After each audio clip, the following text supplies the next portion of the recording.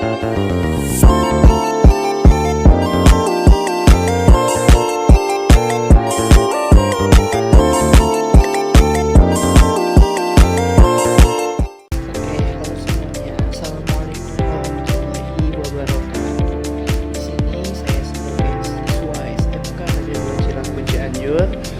tepatnya dari kelas 12 akan mempresentasikan hasil praktek kerja lapangan saya di P4S Okyagaru. Di sini saya akan mempresentasikan tentang budidaya tanaman cabai sesuai dengan SMI dan penelusuran masyarakat. Saya waktu itu memang menelusuri, menanyakan tentang tanaman cabai ke si Abah yang emang di sana tempatnya udah paling bagus buat tanam cabai. Oke, di sini saya akan menjelaskan latar belakang atau sejarah P4S Okyagaru.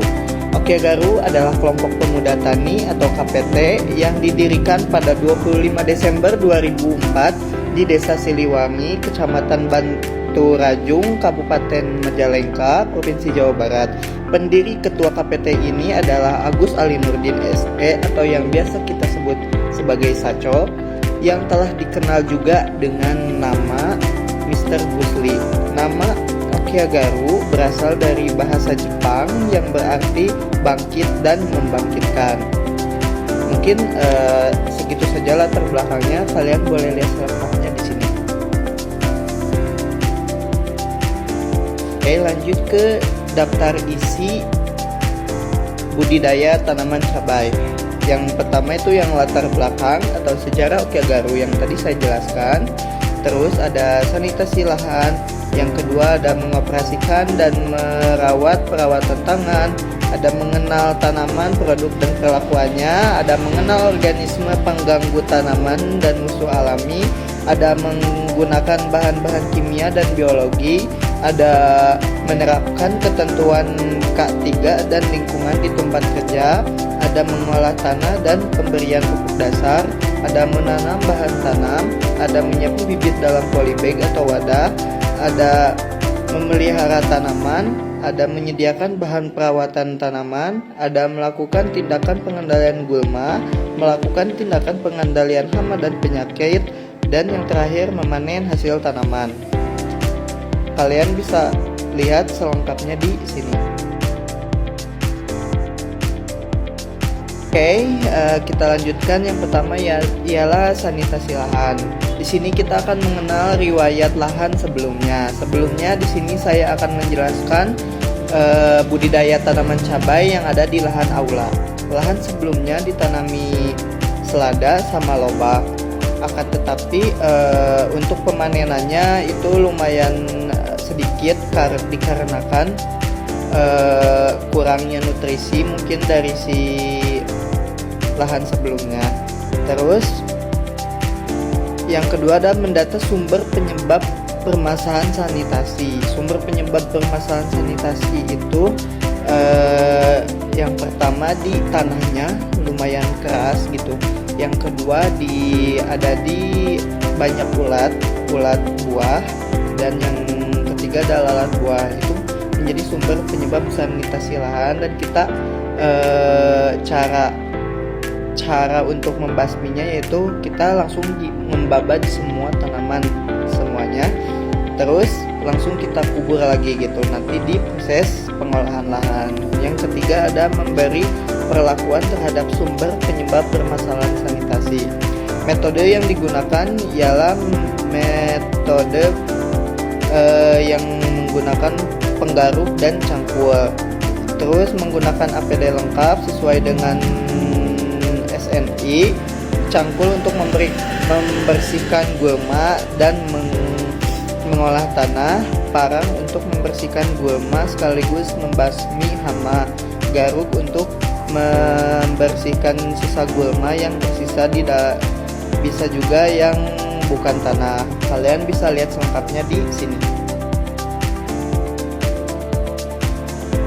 Oke, yang selanjutnya ada mengoperasikan dan merawat peralatan tangan.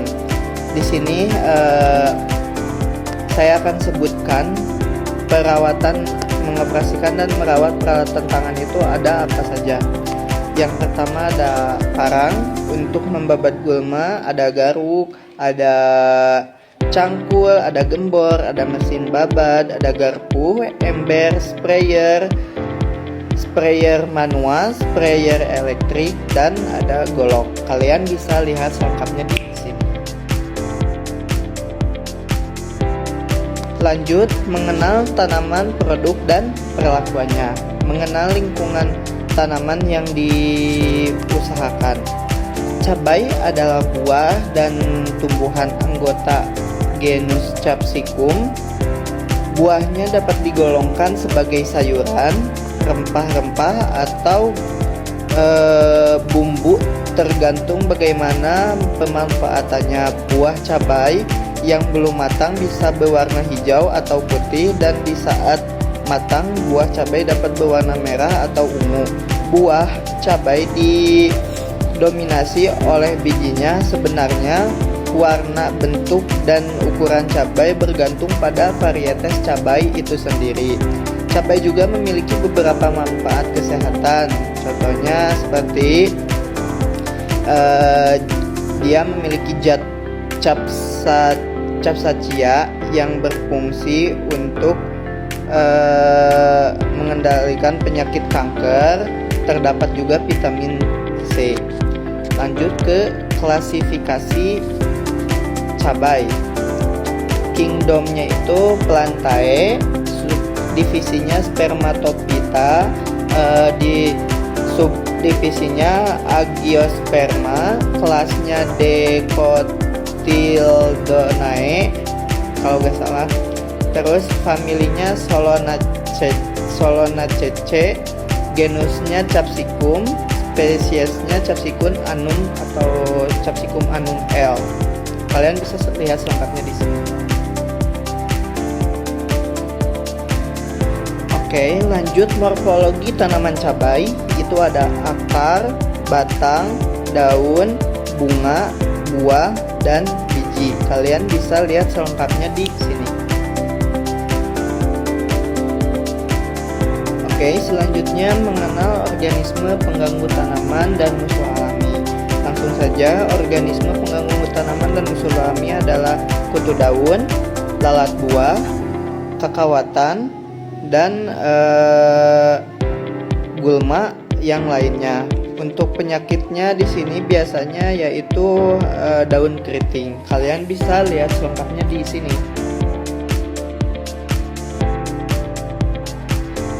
Oke, dan saya akan memberikan contoh gambar-gambar kutu daun, lalat buah, kakawatan, jampang, dan babadotan. Kalian bisa lihat di sini ya. Oke, lanjut menggunakan bahan-bahan kimia dan biologi. Mengecek dan merawat peralatan untuk menggunakan bahan biologi atau organik dikarenakan di P4S Okia Garu ini 100% kita menggunakan bahan organik. Peralatan untuk bahan biologi atau organik disiapkan dan diatur ketetapan penggunaannya sesuai situasi atau kebutuhan. Kerusakan atau ketidakberfungsian peralatan diidentifikasi dan diperbaiki atau dilaporkan kepada orang yang berwenang di perusahaan. Untuk bahan-bahan biologi atau organik kita menggunakan ada kotoran kambing, campuran sari babadotan, kunyit bawang merah untuk menggembukkan tanaman. Terus ada campuran sari daun kelor, garam, micin, dan lain-lain, atau bisa kita sebut POC, pupuk organik cair, dan POP, pupuk organik padat. Terus ada kapur tani juga. Terus kalian bisa lihat selengkapnya di sini. Oke, lanjut menerapkan ketentuan K3 dan lingkungan kerja. Harus bisa mempertahankan keselamatan kerja seperti memperhatikan alat-alat supaya lancar ketika dipakai, menjaga dan merawat alat-alat dengan sebaik-baiknya, tidak memaksakan kerja ketika sedang sakit, harus bisa menjaga diri sendiri ketika sedang kerja, membawa obat-obatan pribadi, membawa obat-obat luka seperti betadin, kapas, hansaplast, dan lain-lain. Kalian bisa lebih selengkapnya di sini. Lanjut mengolah tanah dan pemberian pupuk dasar. Yang satu menggemburkan tanah, yang kedua ada membuat petakan atau bedengan tanah, yang ketiga ada pemberian pupuk dasar. Untuk selengkapnya kalian bisa lihat di sini. Oke, di sini kita lanjut menanam bahan tanaman. Memilih bahan yang untuk ditanami, kita menggunakan biji benih bibit cabai.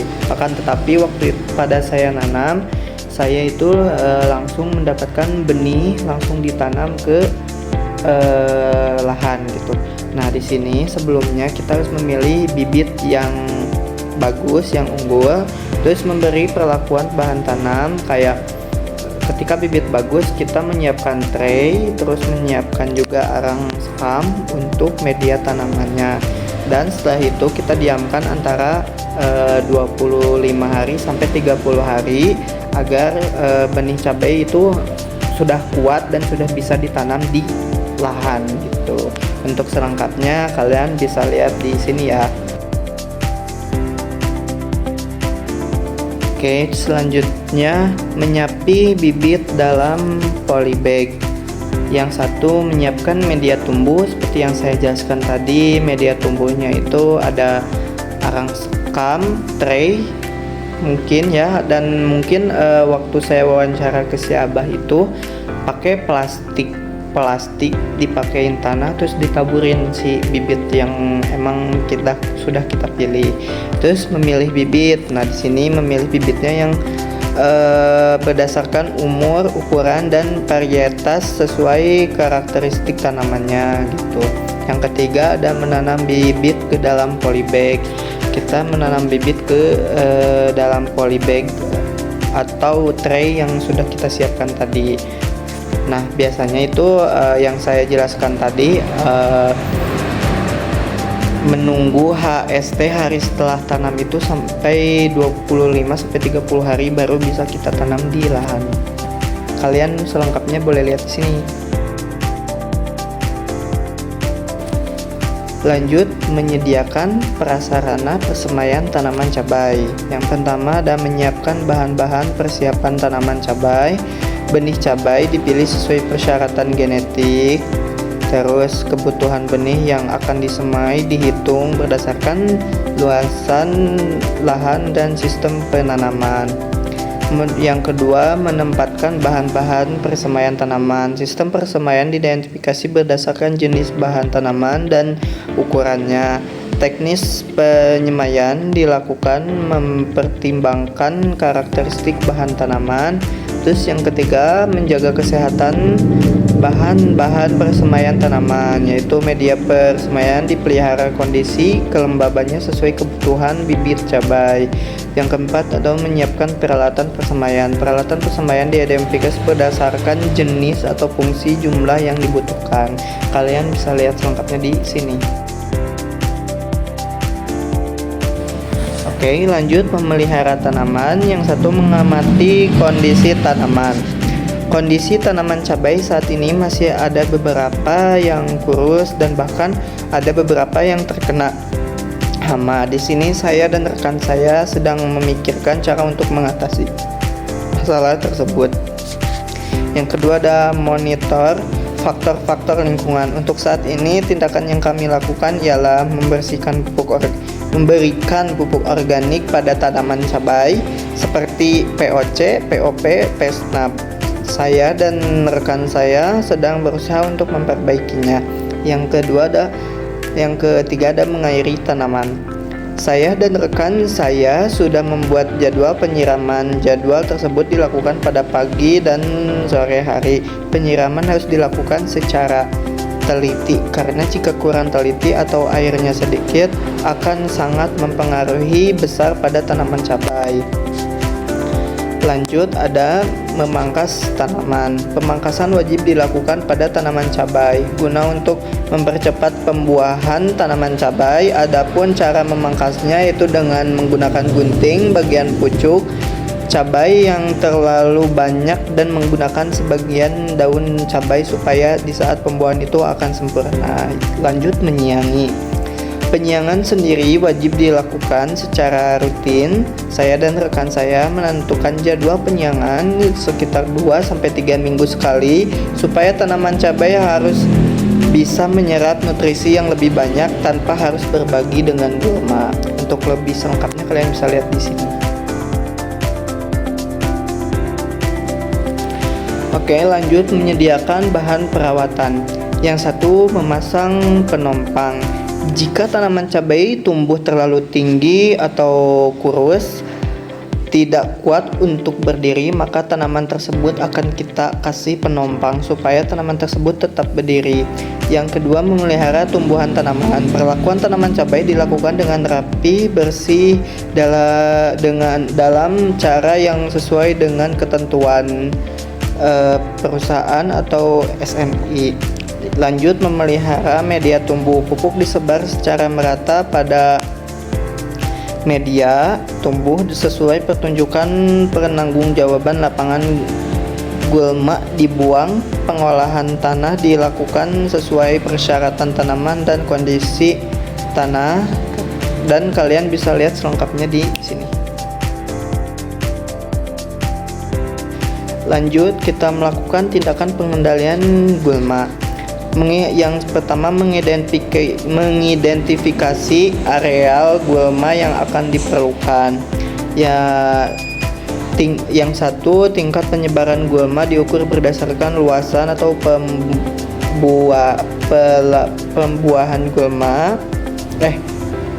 pertumbuhan gulma. Jenis gulma yang ada diidentifikasi berdasarkan tingkat bahayanya harus mendahulukan atau membasmi gulma yang lebih berbahaya. Jenis bahan membasmi gulma bisa menggunakan Gromoxon organik yang terbuat dari daun singkong, terus 1 kg, cuka biang 100 ml, garam 1 ons. Gromoxon dibuat sebanyak 16 liter air kalau gak salah perbandingannya. Yang kedua itu melaksanakan tindakan pengendalian gulma. Metode pengendalian gulma ditentukan berdasarkan pertimbangan efektif dan efisiensi pengendalian. Peralatan pengendalian gulma disiapkan. Perlakuan pengendalian gulma dilakukan sesuai ketentuan perusahaan atau kaidah K3. Jadi pengendalian gulma seperti yang saya sebut tadi mungkin antara 1 sampai 2 minggu sekali. Membuat catatan pengendalian gulma. Pengendalian gulma harus dilakukan pada waktu yang tepat sehingga biaya waktu dan tenaga dapat lebih hemat. Waktu yang dapat untuk mendapatkan biasanya di lingkungan kurang lebihnya 2 kali dalam 1 bulan. Proses pengendalian gulma bisa dilakukan secara penyiangan, pembadan, terus hasil kegiatan pengendalian gulma pada tanaman itu cabai harus dicatat sesuai dengan SNI-nya. Kalian bisa lihat selengkapnya di sini. Lanjut, melakukan tindakan pengendalian hama dan penyakit. Yang pertama, mengidentifikasi hama dan penyakit. Ada seperti yang saya sebut sebelumnya, ada kutu daun, lalat buah, terus ada kekawatan, jampang. Nah, di sini hama dan penyakitnya itu ada penyakitnya daun keriting, itu dikarenakan ada kutu daun itu biasanya. Terus membuat catatan kegiatan pengendalian gulma, gangguan hama dan atau penyakit secara rinci dicatat dan diberikan ke pihak perusahaan gitu, dan perkembangannya juga lebih dilihatkan lagi. Terus melaksanakan tindakan pengendalian hama dan penyakit. Peralatan disiapkan dipergunakan sesuai petunjuk penanggung jawab lapangan dan pabrik.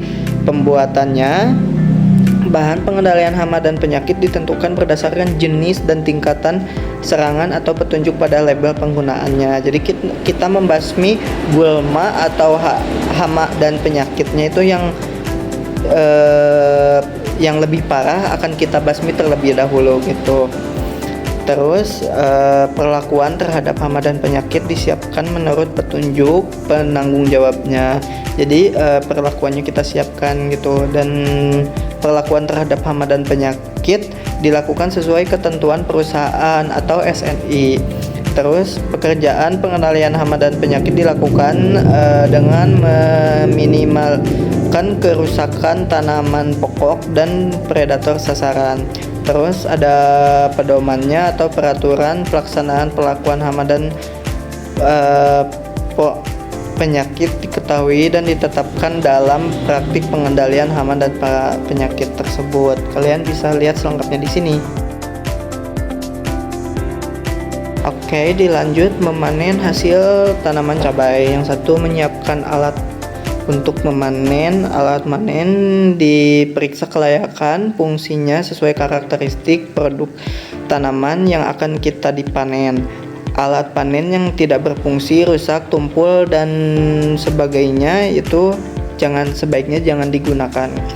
Memanen sesuai kriteria tanaman cabai siap panen, didata dan dipilih sesuai karakteristik dan ketentuan perusahaan.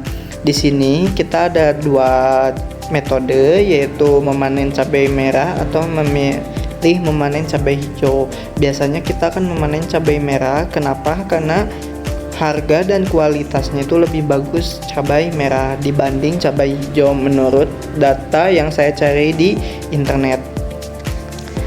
Yang kedua, mencatat hasil panen.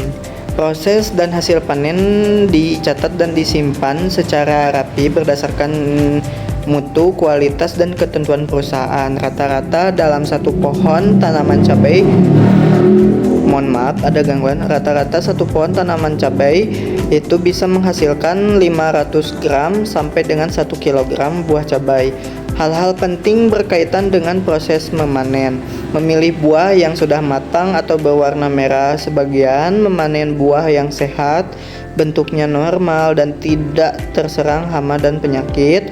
Memanen dengan cara dipetik bersama tangkai buahnya atau menggunakan gunting atau pisau. Tapi biasanya masyarakat memilih menggunakan tangan, akan tetapi harus menggunakan sapu tangan terlebih dahulu ya teman-teman. Oke. Untuk selengkapnya kalian bisa lihat di sini. Oke, kita sampai ke kesimpulan. Berdasarkan hasil praktik kerja lapangan atau PKL dilaksanakan di P4S Okyagaru Ikamaja selama 2 bulan ini, bahwa saya simpulkan, yang pertama, budidaya tanaman cabai harus dilakukan sesuai dengan SOP atau SNI. Yang kedua, pupuk yang digunakan 100% menggunakan pupuk organik. Yang ketiga, dikarenakan tanaman cabai termasuk tanaman yang susah untuk merawatnya, maka proses budidaya tersebut harus sering diperhatikan. Dan jumlah bedengan yang ada di lahan itu ada 8 bedengan, 4 bedengan di lahan aula dan 4 bedengan di lahan pojok. Pertumbuhan tanaman cabai yang tumbuh saat ini sekitar 80-85% yang tumbuh. Jumlah tanaman per bedengan berkisaran 30-32 tanaman per bedengan. Masa panen cabai hari setelah tanam itu sekisaran 70-75 hari setelah tanam. Pemanenan harus dilakukan sesuai dengan SOP. Kalian bisa lihat selengkapnya di sini. Oke, cukup sekian presentasi dari saya. Mohon maaf bila ada kesalahan kata atau bahkan ada suara-suara berisik, dikarenakan rumah saya dekat dengan jalan, jadi agak berisik gitu untuk mempresentasikannya. Terima kasih. Wabillahi taufiq wal hidayah. Wassalamualaikum warahmatullahi wabarakatuh. Dadah.